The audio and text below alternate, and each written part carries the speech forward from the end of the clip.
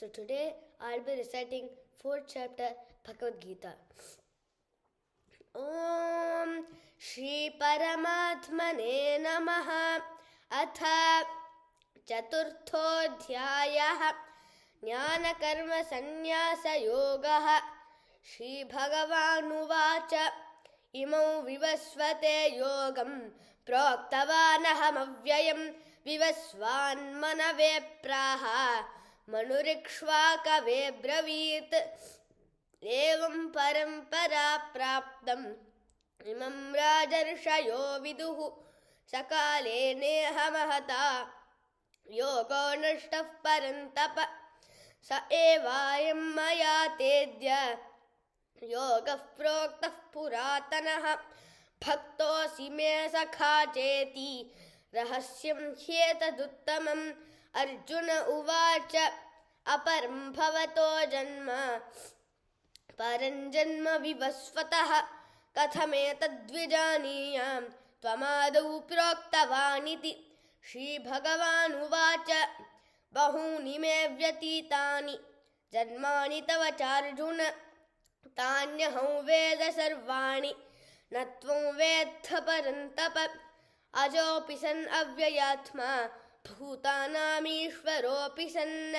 Prakritim Swamathishthaya Sambhavamyatma Mayaya Yada Yada Hi Dharmasya Glanir-bhavati Bharata Abhyudhanam-dharmasya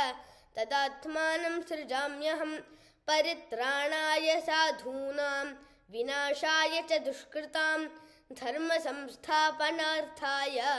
Sambhavam yuge yuge Janma karma cha me divyam Evam yo vetti tattvataha Tyaktva deham punarjanma Naiti mameti sorjuna Vitaraga bhaya krodhaha Manmayamamupashrutaha Bahavognyana tapasa Putamadbhavamagataha Ye yathamam prabhadyante Tamstathiva bhajamyaham Mama vartmanu vartante Manushyaः partha sarvashah Kangshantah karmanam siddhyam Yajanta iha devataha Kshipram himanushe loke Siddhir bhavati karmaja Chaturvarnim maya srishtam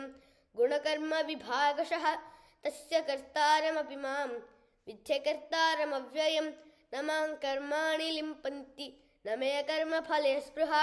Iti mayo bhijanati Karma bhirna sabadhyate Evam jnatva kritam karma Purvairapi mumukshubhihi Kuru karmaiva tasmatvam Purvaih purvataram kritam Kinkarma kimakarmeti Kavayopyatra mohitaha Tatte karma pravakshyami Yajñatva mokshase shubhat Karmanohyapi bodhavyam Bodhavyam cha vikarmanah Akarmanascha bodhavyam Gahana karmano gatihi Karmanya karmayah pashyet Akarmani cha karmayah Sabuddhiman manusheshu Sayuktah krishna karma krita Yasya sarve samarambhaha Kama sankalpa varjitaha Jnanagnidagdha karmanam Tamahuh panditam buthaha Tyaktva karma phala sangam Nityatripto nirashaha Karmanyabhipravartopi Naiva kinchit karoti saha Nirashiryata chittatma Tyakta sarva parigraha Shadidam kevalam karma Kurvannapnoti kilbisham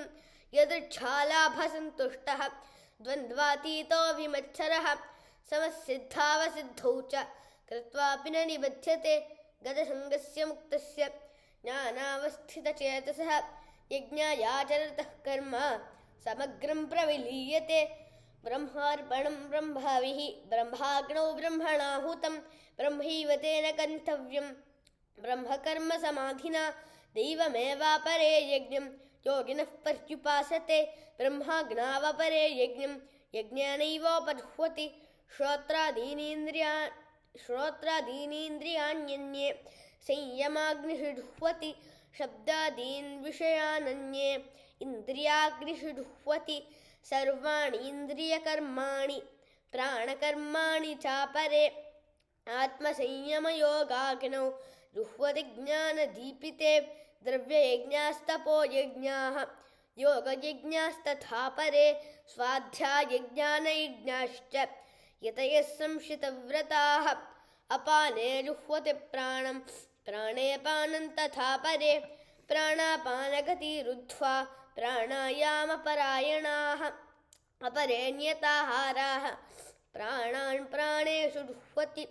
सर्वेऽप्येते यज्ञविदः यज्ञक्षपितकल्मषाः यज्ञशिष्टामृतभुजः यान्ति ब्रह्म सनातनं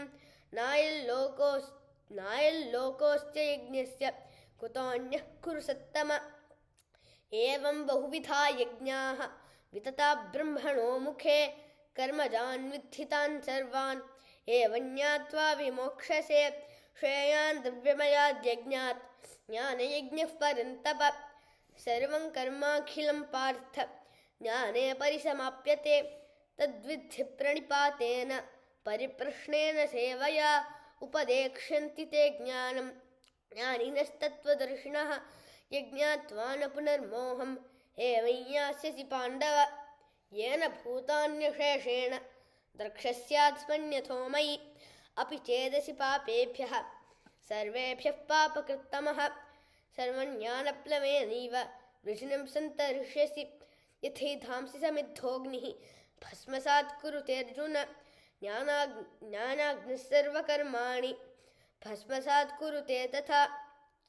न हि ज्ञानेन सदृशं पवित्रमिह विद्यते तत्स्वयं योगसंसिद्धः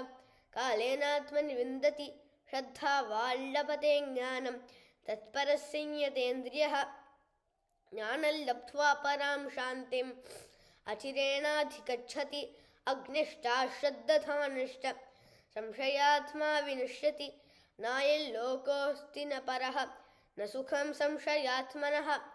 योगसन्न्यस्तकर्माणं ज्ञानसञ्छिन्नसंशयम् आत्मवन्तन्न कर्माणि निबध्नन्ति धनञ्जय तस्मादज्ञानसम्भूतं हृस्थं ज्ञानासीनात्मनः छित्त्वैनं संशयं योगम् आत्तिष्ठोत्तिष्ठ भारत ॐ तत्सदिति श्रीमद्भगवद्गीतासु उपनिषत्सु ब्रह्मविद्यायां योगशास्त्रे श्रीकृष्णार्जुनसंवादे ज्ञानकर्मसन्न्यासयोगो नाम चतुर्थोऽध्यायः। श्रीकृष्णार्पणमस्तु। राधे राधे।